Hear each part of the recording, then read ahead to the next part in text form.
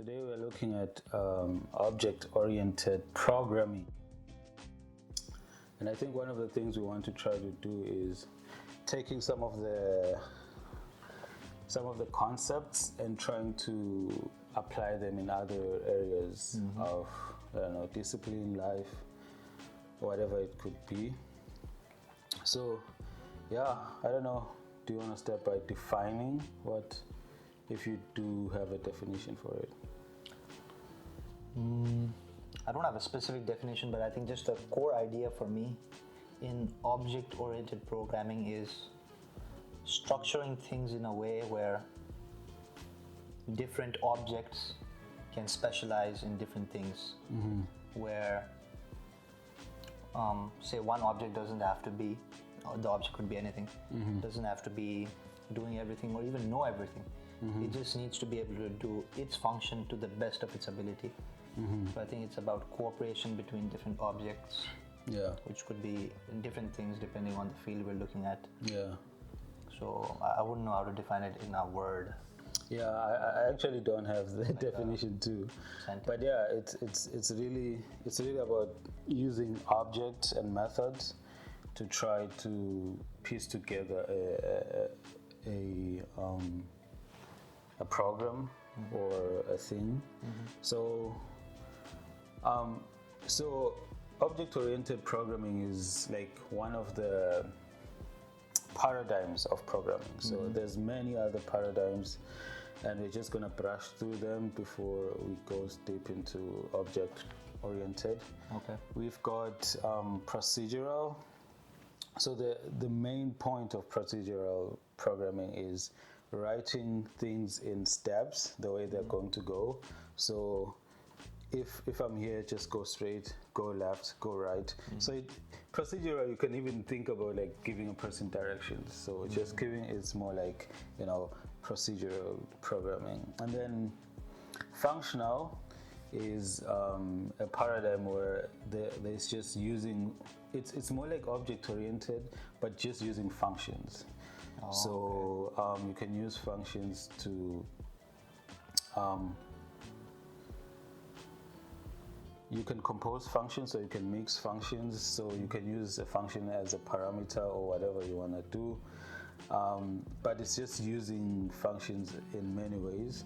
And then, so there's other types, and I don't think it's worth going through them right now. But we wanna continue. So an object. What composes an object? Like what is an object made out of?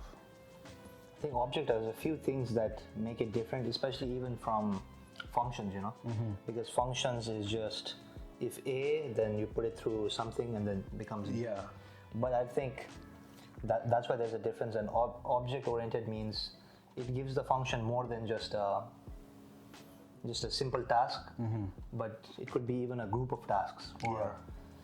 So I think objects, it's good to think of, even in programming terms, when we learn to program, initially we did like fish or mouse. So if there's an object that's a mouse, it does not only have the function to, let's say, run, it has the function to look, it has the function to do different things like smell maybe. So you could just say object is even could be like a group of functions together that have a certain amount of direction on what they're trying to do. So I think that's what sets them apart. And objects are kind of, it's like, it is functions. You can find functions within an object. Also, you can find data. So objects are able to keep data. So for example, if we have a shape object, the stuff like, you want the size, the dimensions and stuff like that. So in an object, you can keep that kind of data, and then you can have functions such as draw or make 3D, whatever you want to do. So an object really is encapsulating, is trying to store everything that is related in one place, and that usually one of the main things that people that separates one object from other is you want to be you want to be able to focus, or what is it called? It's called it should have one function. It should have one objective. Wait. Single. I forget the word. But okay. Objects are separated from each other based on the functions they do, the data, and one of the key objectives of object-oriented programming is having objects that can be abstracted. So you want, for example, if you have two shapes, square or a circle, you want to have a shape object that kind of shares some common features, and I think it leads us to a very nice place. Inheritance. Yeah. So what do you know about inheritance? I think it's very similar to what you said, where just the core idea being, if there's already a blueprint to go off, it's better to, go off that blueprint rather than like reinvent a new blueprint or a wheel, as they say. Yeah. So if there's a design of a hammer, which let's say hammer is a perfect, like actually a literal object. So if a hammer has, like the place where you hold it and like the head of the hammer, let's say, it's not good for the maker of the hammer to every time, even when he's making a larger hammer or a small hammer, to be like, how do I want to, like, do I want to have this here or in the middle?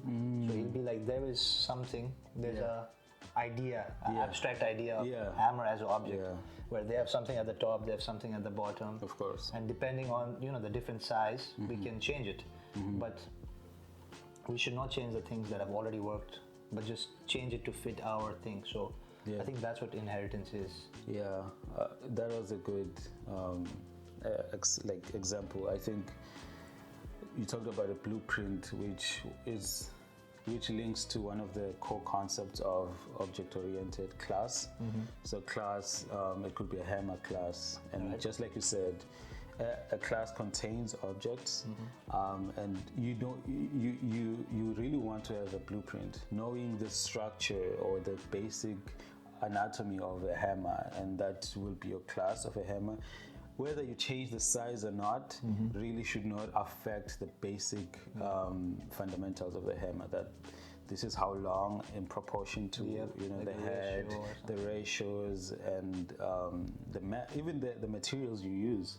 You don't need to be changing the materials each time, depending, of course, but just having that level, you having that blueprint of how to create something. It kind of makes it easier as you create variety within, let's say, a hammer. Creating a bigger one, a smaller one, I don't know, a shaped one or whatever. But having that blueprint is actually an important aspect of object-oriented, and I think it's very interesting the way you put it. And I just realized all of the like four things, like where it's encapsulated, there's inheritance, there's abstraction, and polymorphism, they almost all tie in together.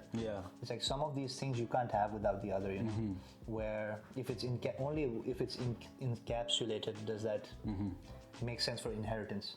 Where like if there's a certain say data within an object, right?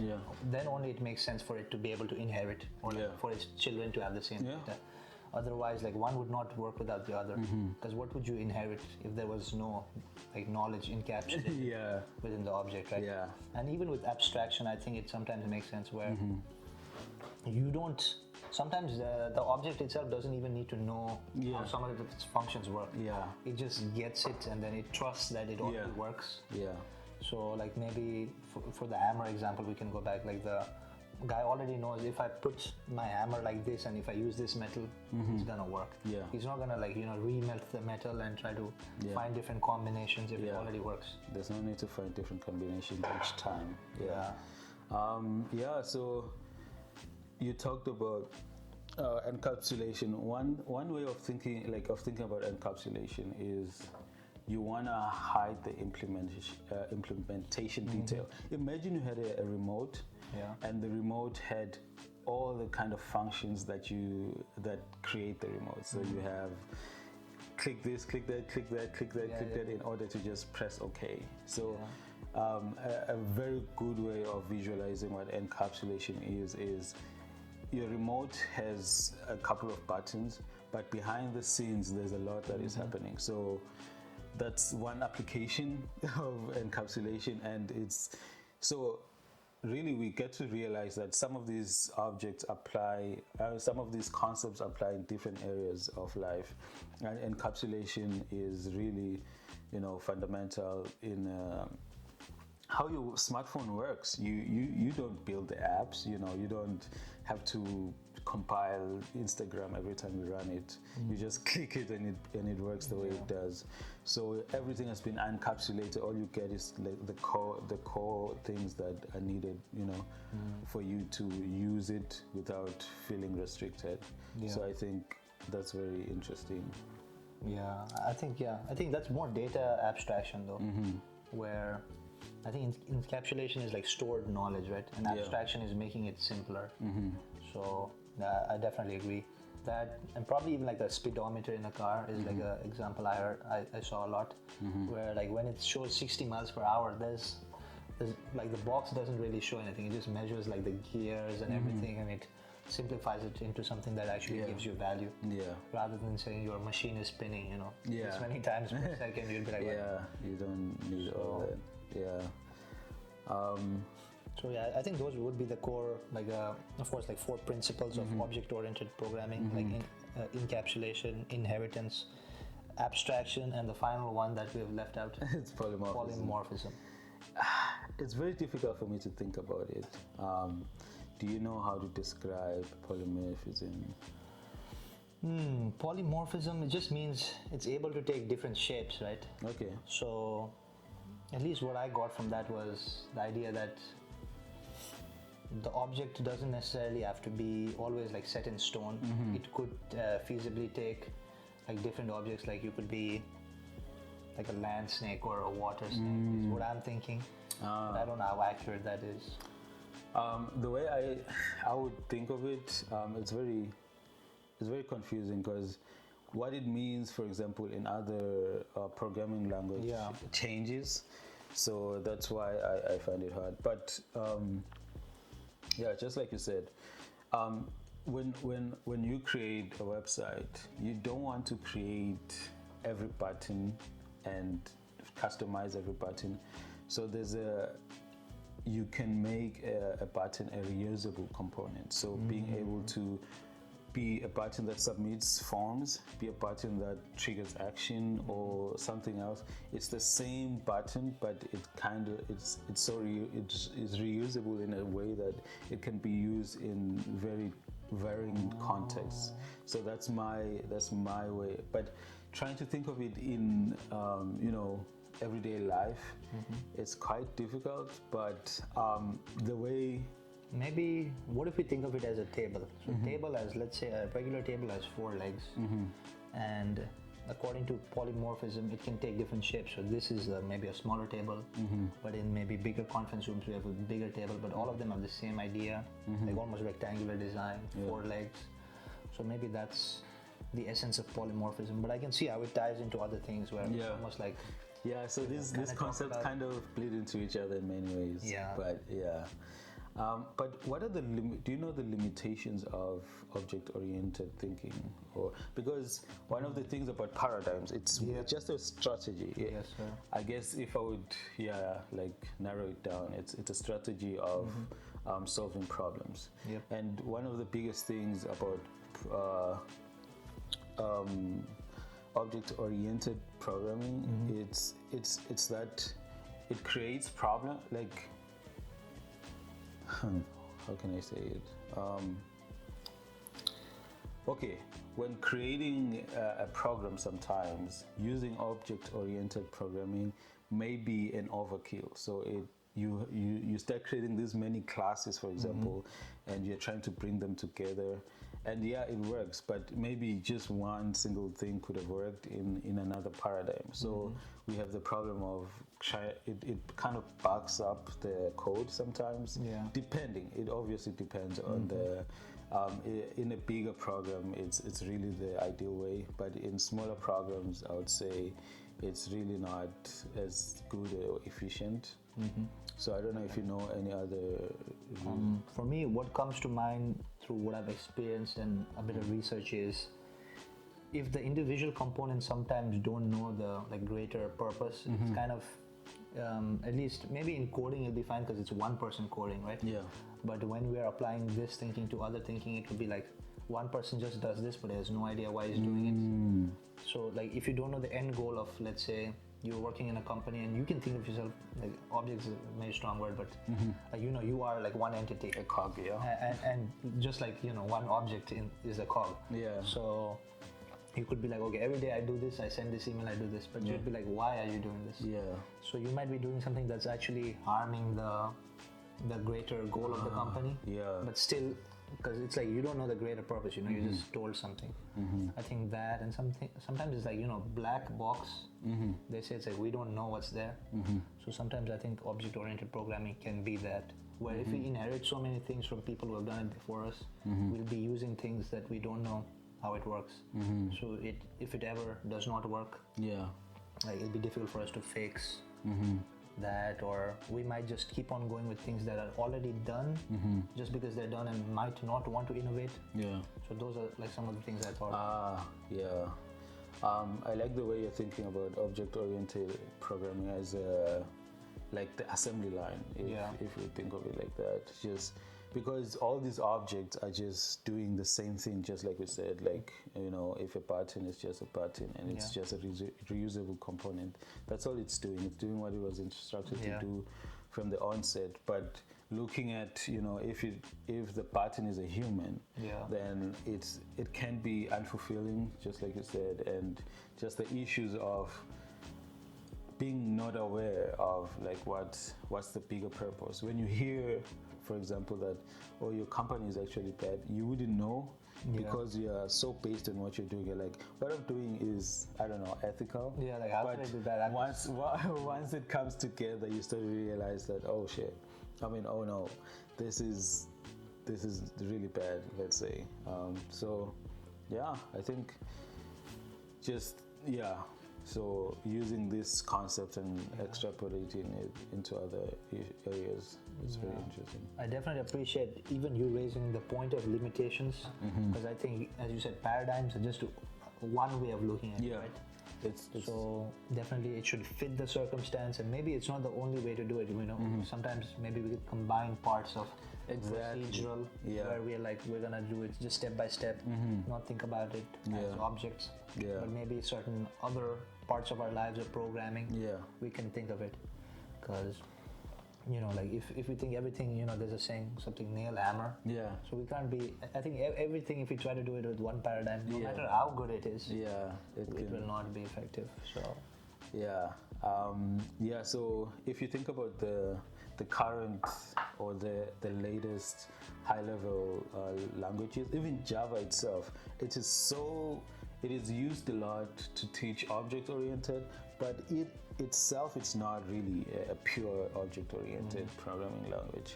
So like the more we learn, we start seeing these limitations, and then we start combining paradigms. And I think it's a great lesson for just in general, just when you have a strategy, try to be adaptive and try not to stick to one thing. You want to be able to evolve and pivot when issues come. And there's obviously for you one of the best strategies, but I think combining different strategies can actually bring better results. Definitely. To find what fits, like what's the advantage of this in this situation, and learn those things. Definitely. What else? I didn't look in too much of the history, at least of like object-oriented programming as just programming. But do you know? Really, object-oriented programming was a way to solve some of the issues, because like even other paradigms, they are not perfect. So I think it was a way to solve some of the issues. And when you look at the evolution of languages, we started with machine code, which is called low-level programming, like that's the lowest level programming. And then we saw that we can't be reading zeros and ones. Yeah. We need to try to make this, more human-friendly. So we went to the next stage where it was assembly language, and I think you've learned assembly language, and it just went on. And the next language that most people consider as closer to assembly language, it was C. And then there's obviously newer equivalent to C, such as Rust and other things.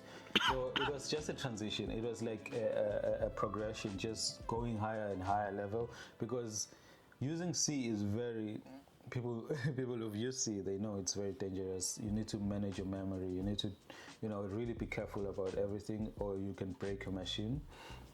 So we moved from that to C++, which is more or less an object-oriented programming language. And then, so it was just a progression. I don't really know, but as I was reading, I learned that Alan Kay was the father of OOP. Not that he created the idea, but he's the one who then realized that the progression, or we've reached a point where this can be classified on its own to be a paradigm of its own. But it's like would I say a rainbow or a spectrum? You don't really, it's hard to draw the lines. Yeah. But once you get to a point and you're like, yeah, because some of these languages are known as OOP languages, but they're not really OOP. They may not have one of the main concepts, but they're still considered as OOP. So it's more of a spectrum, but the four that we've given you are the ones that are generally agreed to be OOP, or that's what Alan Kay thought it was. Yeah. So that's how far I can go with the history. That, and also briefly remember that the people who initially came up with the idea of OOP, Alan Kay, they got these ideas from other disciplines. So I think they were used to like systems thinking, or like certain other disciplines where there were ideas of breaking things down into manageable pieces. So I think it's interesting where maybe if there's a new development in a certain field, for that field it might be new, but it might have existed in some other form. In some other field somehow. Yeah. So how can the concepts in OOP be used to even improve, let's say, the social aspect of people and maybe environmental issues? I don't know. The one I can think of right now is like just if you can create phones that are modular, that you can change, you can just remove a camera and put a new one. I think in that way we can really avoid the waste of planned obsolescence and blah blah blah. So I think these are some of the ways. So modularity, so creating things in modular can really help limit waste and stuff. So I think this is where you start to see some of these concepts transferring into making the world better, I think. What does that mean, modular? Modular, that means you can, it's different, so the components are self-containing. So different components of the phone can be removed and new ones can be added without really, it does affect the overall performance, but it can be improving, or Yeah. So I think just having some of the things that are thought to be one thing actually breakable to smaller pieces, so that once you have a phone and there's a new software, or there's a new let's say a new software that needs a certain specs of cameras, I don't need to throw away the whole phone just to get a new camera. I can get a new camera that I can just plug it in. Of course, there's limitation to this in terms of bulkiness, But I think if we were working on it, I think we would find a way to make it even thinner. Yeah, definitely. Yeah. I think that what I thought of how it can help us improve society or even make our lives better is already even seeing how it's already kind of used and how it has helped us so far. Where I think even human like prosperity and evolution are in a large part due to certain principles of object-oriented programming, where different people, they do different things and they specialize. Specialization, yeah. I think if we tie into the ideas of like economics, I think it can also help us see it better. Where like I don't even make I don't make like 99 point like I don't make probably anything that I can consume right now. Where like be it the clothes or anything, but someone has specialized in it. There's a market. There's even a factory that's specializing in it, and hence like let's say if we see that factory as an object. That means it does that one thing, it does really well, but it relies on other people like maybe customers to get it funding, and so there's this whole thing where okay, so that's how our society is currently like doing, and how can we use these same principles to I think make society better? Then I think one thing would be maybe in construction. That's what I've realized, where in other things like we as humans know that doing something new or doing something big, or like you would not, if you had like let's say you got your first paycheck or your first year's salary, you would not automatically put it in something that you've never done before, that you've never built before, or like never experienced, But while building bigger companies, or like while big companies build let's say nuclear plants or bigger things like boats, we often do that, where even if people have had no experience before and they're building a huge big thing, people are like, let's do it. So I think it's failure to understand the idea that why don't we make things smaller but more doable, or that we've done before that we can repeat. So instead of building one large electric station or one large nuclear plant, it would be better to modulate into smaller pieces that we've done before, and to get the smaller pieces from some other like supplier that has already done it before, rather than what the tendency I've researched is to try to build the whole thing by yourself and to make it a special, big, unique thing, which has never been done before. So I think that is something.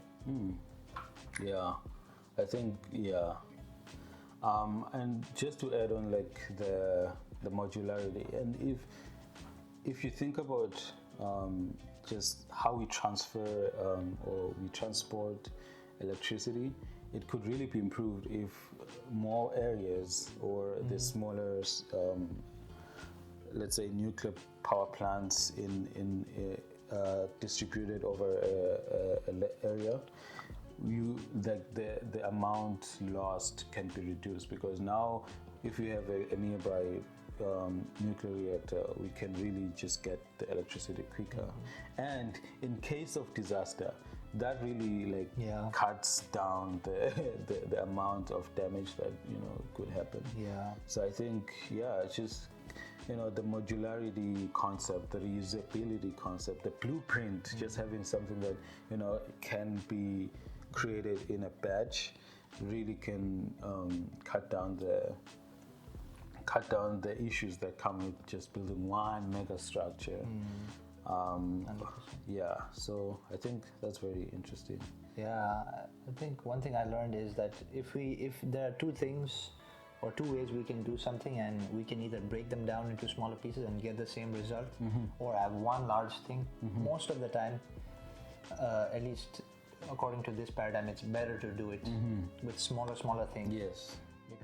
But this reminds me of a podcast I was listening to, and these guys were explaining how actually Mark Zuckerberg didn't. I mean, of course, he did build Facebook at once, but it was necessarily his small project that kind of created this, let's say, collection of code, of ideas that then became Facebook. So I think, really having these small projects that that kind of build up to a bigger one is a better strategy than just trying to get to the the final idea, let's say. Yeah. I think one of the reasons for this is, and I think this has really influenced my thinking, is the world is like very complicated, and most of the time, even if we know the start thing and the end thing, we don't know like how it actually got there. Yeah. So it's kind of like, it's so complex that it's overly simplistic to say, like this person was like this, and like, something happened, or like, A, then something happened, then B. So I think OOP thinking helps us do that, where if we break things down into smaller pieces, we can see how they work in a smaller scale. It's more easy to experiment with a smaller piece of code, a smaller project, a smaller, like a group or something, than going exceptionally like large off the bat, where you cannot get feedback, or it takes a while to get feedback, and you don't even know how the individual parts are working and what caused the end result. Like you could be like, I failed in the end, but you wouldn't know what part of it was failing. So I think OOP, at least initially, definitely helps with that. Yeah, we're just exploring, the potential advantages of OOP, and I think that's a very good one. So yeah, I mean,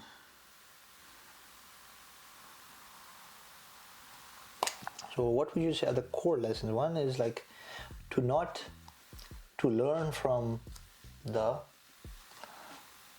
the best of what people have already done. It's like, what did Newton say? He said, if I've seen a bit further than other men, it is because I've stood on the shoulder of giants. So really, like, no need to reinvent the wheel, unless you really think you need to. Yeah.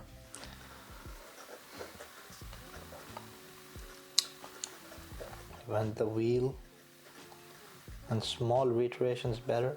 Yeah. Small and reiterations. And modularity can help us cut down waste, I think. Yeah, definitely.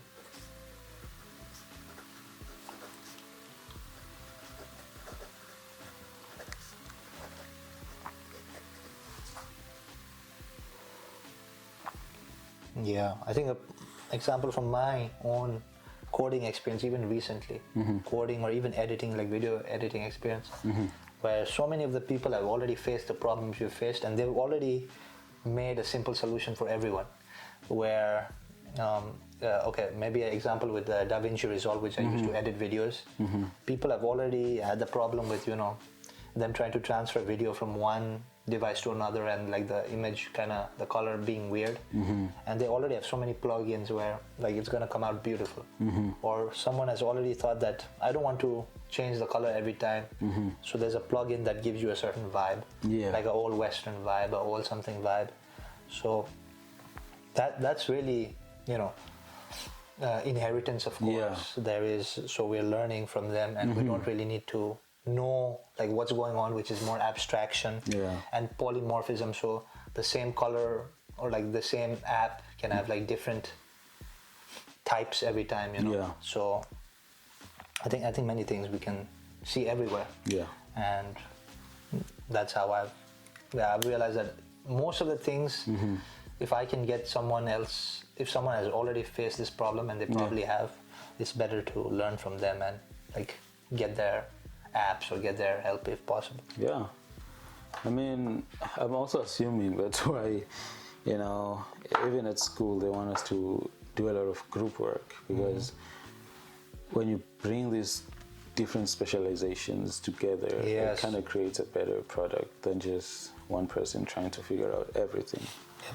So I think it's almost like qualitative, like it's different in a quality, It's like one person is not like one person, like 1 + 1 is more than 2, at least in the case of like people, and probably object-oriented programming too, where it gives you, I don't know, more flexibility, more.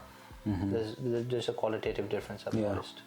and you just quick reiterations of stuff so that you know what works and doesn't work. It's easier to test too than just having a whole like sequence and then testing it later. So yeah, I mean, I think we've covered some good stuff. Oh, but do you want to talk about any like predictions or like our thoughts on any maybe say current events, looking at it through this lens? Next. I don't really, but it can be anything, you know. We can just anything that's on our minds and think. For me, the first thing that came to mind was like Israel war, but we can. But I'm sure there is something there where. But okay, maybe just the one thing where like, how is Israel so like not pro anti, but in just terms of how are they so, because their population is really small, but they really have been at least militarily very dominant over populations who are like way more than them. So I'm sure there is some level of their society has more of these things, I think, where they have more inheritance, where they probably learn more from the past generation, more encapsulation. Yeah. And they're like people, or like knowledge can take more different forms. Yeah. At least with like tanks or drones, or I don't know. Yeah.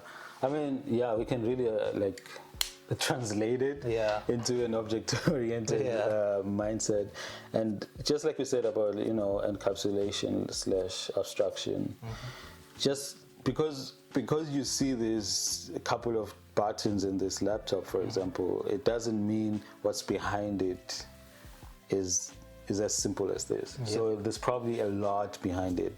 I mean, this is, for example, my laptop or this laptop that I'm using is